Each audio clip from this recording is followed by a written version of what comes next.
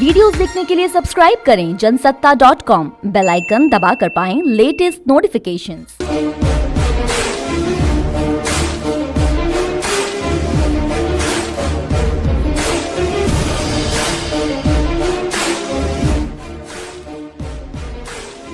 कर्नाटक के बेंगलुरु में गुरुवार को कोरोना वायरस से संक्रमित 41 साल के शख्स की एम्बुलेंस में ही जान चली गई। पीड़ित को इससे पहले शहर के 6 अस्पतालों में ले जाया गया था। वह इस दौरान ऑक्सीजन और अस्पताल में बेड के लिए 12 घंटे तक 40 किलोमीटर तक भटकता रहा, पर इसे किसी भी अस्पताल में इलाज न मिल सका।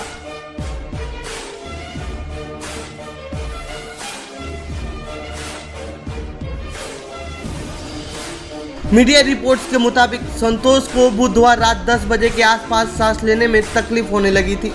संतोष के परिवार के साथ इस दौरान रहे हामिद नाम के वॉलंटियर ने मीडिया को बताया कि संतोष में किसी प्रकार के और लक्षण नहीं थे, न तो उसे बुखार था और न ही कफ।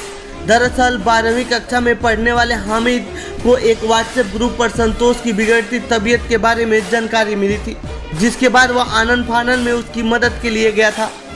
बकौल हामिद, संतोष का ऑक्सीजन स्तर 84% पर आ गया था। मैं इसके बाद 108 और 1912 पर कॉल करने लगा।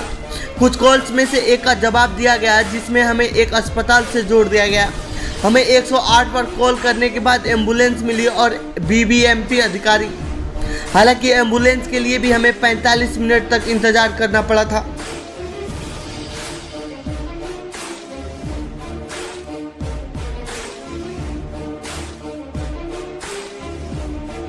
मीडिया रिपोर्ट्स में दावा किया गया है कि सभी 6 अस्पतालों ने संतोष और हामिद को यह कहते हुए लौटा दिया कि उनके पास ऑक्सीजन की कमी है और बेड नहीं है। जब भी अस्पताल मना करता तो हामिद 108 पर कॉल करता। हामिद के मुताबिक एक पल ऐसा आया जब दूसरी तरफ से जवाब देने वाला शख्स मुझ पर चिल्लाने लगा और कहा कि मैं अपने काम से काम रखूं क्योंकि मुझे कोरोना नहीं है। फिर अस्पताल पहुंचने पर परिजन ने संतोष को बाहर निकाला और दूसरी एम्बुलेंस का इंतजार करने लगे। ऐसा करते करते बेड की तलाश में हम 40 किलोमीटर तक भटकते रहे।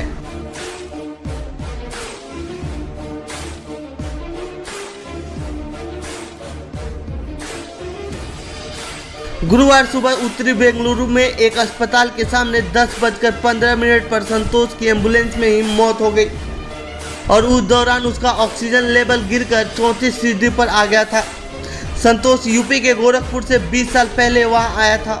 वह पेंटिंग कॉन्ट्रैक्टर था और उसके परिवार में पत्नी और 2 बच्चे, यानी एक 10वीं में और दूसरा ग्रेजुएशन में है। हामिद ने आगे बताया, हमने उसके शव को हम्बल शमशान भेज दिया। उसकी पत्नी 3 से 4 दफ़ा बेहोश हुई थी, जिस नज़ारे को मैं कभी भूल नहीं पाऊंगा। यह दर्द बेहद झकझोर देने वाला है। तो ये थी एक ऐसे कोरोना मरीज की कहानी जिसको ऑक्सीजन और बेड नहीं मिलने से मौत हो गई, जबकि इसके उलट सरकारों का दावा कम होता नहीं दिख रहा है।